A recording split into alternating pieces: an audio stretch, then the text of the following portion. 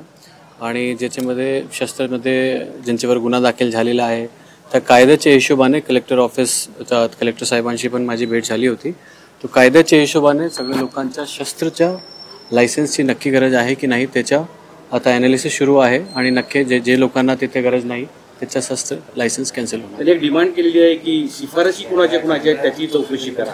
हे सगळे परवाने देत असताना त्या काळातले SP असतील किंवा PI असतील सगळ्यांनी शस्त्रच्या पूर्ण जेवढी फाईल्स आहे त्याचं अवलोकन सुरू आहे आणि शिफारस कोणाची आहे अल्टिमेटली शस्त्र देण्याचा जो पॉवर आहे तो कलेक्टर ऑफिसकडे असते आणि पोलीस त्याचा ॲनालिसिस करते लॉ अँड ऑर्डरच्या हिशोबाने त्याच्या पास्ट हिस्ट्रीच्या हिशोबाने.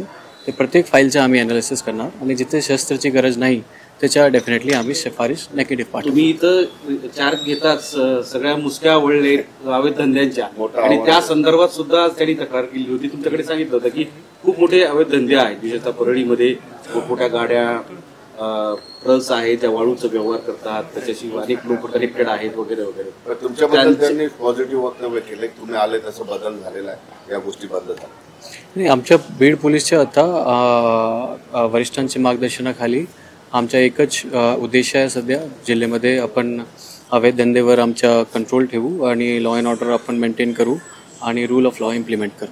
सर, इलिगल वेपन्सचा पण फार मोठा संख्या आहे, ते कसं? इलिगल वेपन्सच्या बाबतीत मी ऑलरेडी सोशल मीडियाच्या हिशोबाने काल प्रेस नोट दिला होता जिथे मी युवक लोकांना सांगितलेलं आहे की हे अशा प्रकारचे दहशत पसरवणारे व्हिडिओ किंवा फोटो ते सोशल मीडियावर व्हायरल नाही झाले पाहिजे. केले तर त्याच्यामध्ये गुन्हा दाखल होईल. ऑलरेडी आपण 3-4 गुन्हे बीड पोलीसमध्ये दाखल केलेला आहे आणि त्यांचे गुन्हे च्या बाबतीत त्यांच्या लायसन्स कॅन्सलेशनचा प्रस्ताव सुद्धा पाठवलेला आहे. सर, अंजली दमानी यांनी एक ऑडिओ तुम्हाला पाठवला होता जे की 3 लोकांचे मर्डर बसव कल्याण परिसरात झाले होते, त्याचं पुढे काय? फरार आरोपी असावेत ते त्यांनी जो मला माहिती दिली होती त्याची आम्ही सखोल चौकशी केली. चौकशी केल्यानंतर निष्पन्न झाला की एक माणूस ते दारू पिऊन त्यांनी मेसेज केला होता. जे लोकेशन त्यांनी आम्हाला सांगितलेली आहे ते लोकेशनची पोलिसला आम्ही विचारलेले आहे आणि प्रत्येक जगा नेगेटिव्ह मिळाले. सोशल मीडियामध्ये सामाजिक तेढ निर्माण होईल अशा पद्धतीचे पोस्ट केले जात आहेत. तुम्ही अवैध शस्त्राचे फोटो आहेत किंवा काय ते त्याविषयी सूचना केली आहे, परंतु सामाजिक तेढ निर्माण होईल, सामाजिक तेढ निर्माण कारवाई केली. येस, सामाजिक तेढच्या बाबतीत सुद्धा आम्ही प्रेस नोटमध्ये टाकलेला आहे. तो सगळे लोकांना मी हेच म्हणतो की असा प्रकार कुठल्याही प्रकारची पोस्ट तुम्ही टाकू नका, बिकॉज पोलीसपर्यंत आली आणि त्यामध्ये क्राईम डिस्क्लोज झाला तो आम्ही त्यामध्ये गुन्हा दाखल केला. सध्या आम्ही वेपनच्या बाबतीत केलेली आहे आणि जसं जसं आम्हाला माहिती मिळते आम्ही कारवाई करतो. या तपासाच्या अनुषंगानं पण राज्य महिला आयोगाने तक्रार केलेली होती, त्या संदर्भात राज्य महिला आयोगाने आपल्याला ते इन्स्ट्रक्शन किंवा लेटर्स नाही, सध्या आमच्याकडे तसं नाही.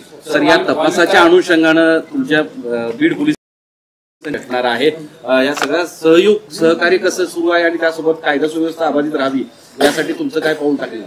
बीड पोलीस सध्या जो तपास आहे CID कडे आहे आणि CID जसं जसं आमच्याकडून मदत मागतात आम्ही त्यांना सहकार्य करतो. सर, वाल्मिक कराड यांना 2 अंगरक्षक देण्यात आलेले होते, ते अंगरक्षक त्यांच्याकडून कधी काढून घेतले त्याच्या संदर्भात काही तुमच्याकडे पोलीस प्रशासनाचं काही आहे का सर? आणि किती अंगरक्षक होते आणि कधी काढून घेतले ह्याची माहिती मला बघावं लागेल, मी नंतर. थँक्यू.